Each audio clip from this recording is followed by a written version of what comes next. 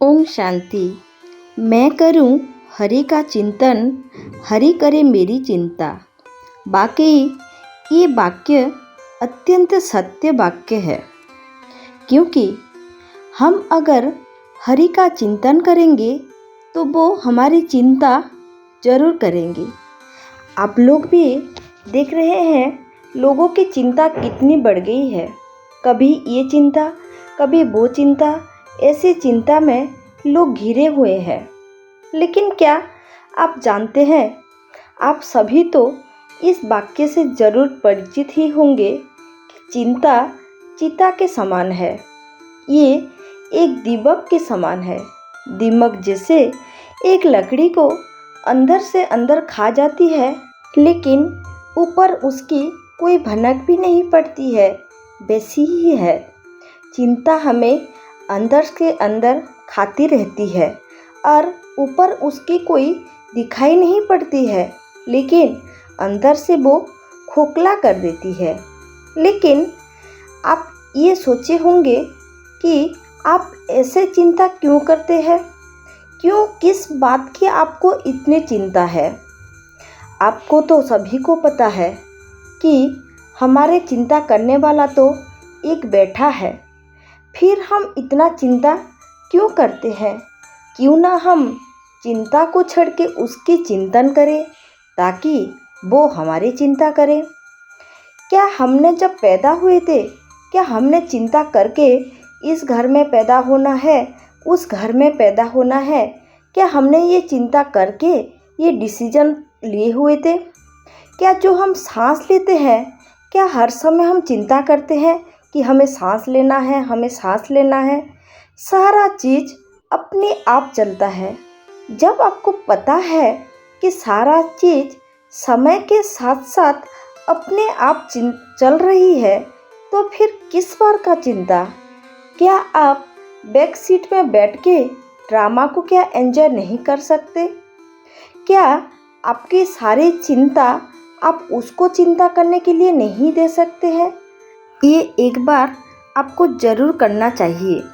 जब भी आपके ऊपर कोई भी मुसीबत आ जाए, उस मुसीबत के बारे में चिंता करने से वो दूर तो नहीं होता है। अगर आपको कोई सलूशन भी ना मिले, तो आप एक बार सारे चिंता को छोड़कर उसकी ध्यान में लग जाइए, उसकी चिंतन में लग जाइए। आप खुद ही देखेंगे कि उस समस्या का समाधान अपने आप ही मिल रहा है। ये आपको एक बार ज़रूर जीवन में कोशिश करना ही चाहिए। दुनिया में ऐसी कोई समस्या ही नहीं है कि जिसका समाधान ना हो। बस समस्या के समय हमारा मन बहुत विचलित रहता है, जिसकी वजह से हमें समाधान मिल ही नहीं पाता है। इसीलिए हम कह रहे हैं, जब भी आपके जीवन में समस्या आए, आप उस समय शांत रहकर हरि की चिंतन करिए। आप खुद ही देखिएगा, वो समस्या का समाधान अपने आप ही हो जाता है। क्योंकि ये उस ट्रैफिक लाइट की तरह है। जब आप रास्ते पे जा रहे होंगे और किसी ट्रैफिक लाइट आती है, तो बत्ती जब रेड हो जाती है तो क्या होती है, सारी कार, बाइक सारे स्टॉप हो जाती है। कुछ समय के लिए आपको थोड़ी सी परेशानी तो होती है, क्योंकि आपको कहीं पहुंचना है, लेकिन क्या वो ज़्यादा देर तक रहती है? जैसे ही ग्रीन हो जाती है, सारी गाड़ियां चलने लगती है। वैसी ही है, जीवन में समस्या आती ही है, कुछ देर के लिए आती है। बस हमारे मन को शांत रखना है और हमारी सारी समस्या हमारे भगवान पर, हमारे परमात्मा पर छोड़ना चाहिए। आप देखेंगे कुछ ही समय में आपके जीवन में ग्रीन लाइट हो ही जाएगी, सारी समस्या का समाधान हो ही जाती है। आपको कभी भी ऐसा नहीं बोला जाता है कि हर समय दिन भर आप पूजा पाठ करते रहिए। आपको दिन भर पूजा पाठ नहीं करना है।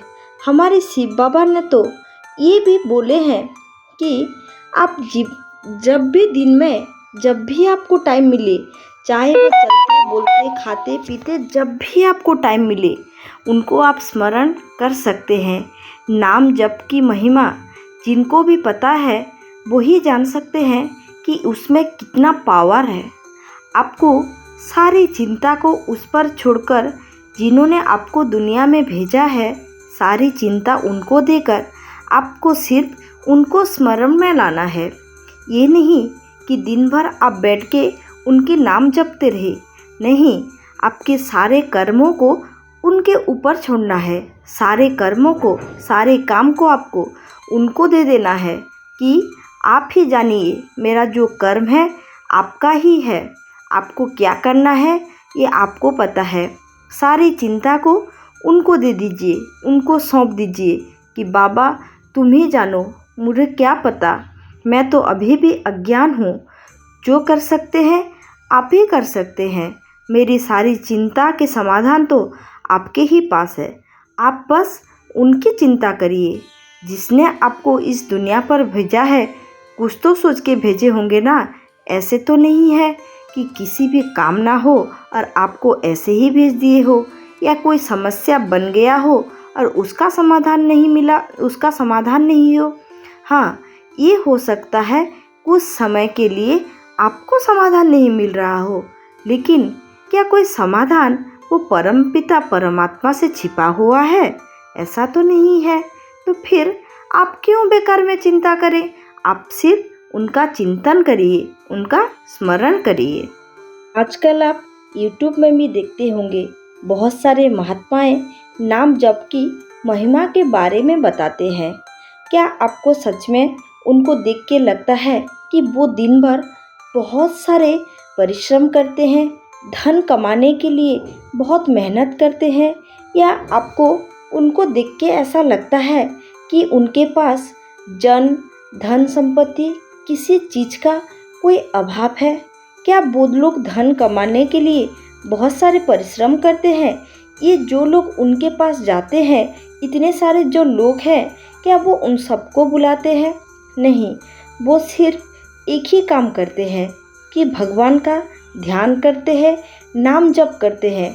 उनके पास कोई संपत्ति का कोई अभाव ही नहीं है।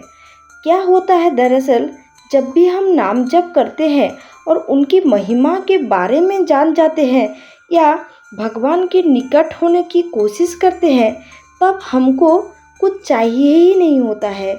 हम कुछ मांगने के रह ही नहीं जाते हैं, क्योंकि हमें पता ही चल जाता है कि इस जो धन संपत्ति है ये सब कोई काम का नहीं है। जो भी हमारे काम के है वही है, हमारे परमपिता परमात्मा है।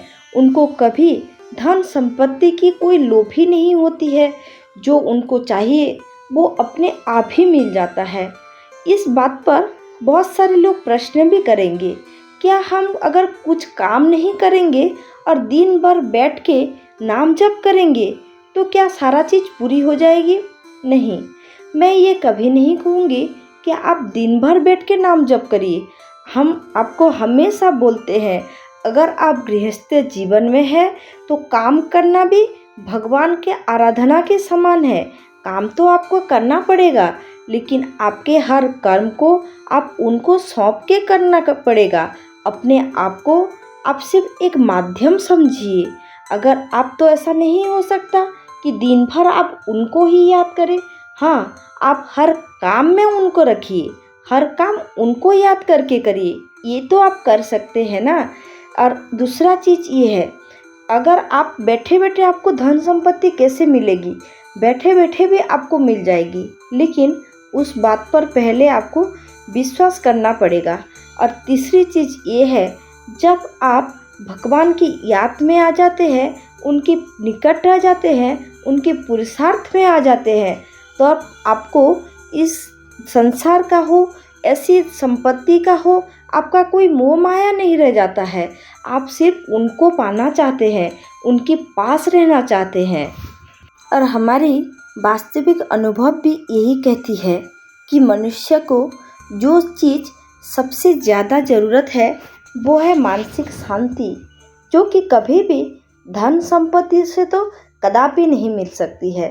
वो तो सिर्फ मिल सकती है परमात्मा की आराधना से, उनकी भक्ति से, उनकी ज्ञान से, उनकी बातों से, उनकी मनन चिंतन से। इसी से जो परम शांति आपको मिलती है वो कभी भी दुनिया की कितने भी धन दौलत हो वो आपको नहीं ही दे सकती है।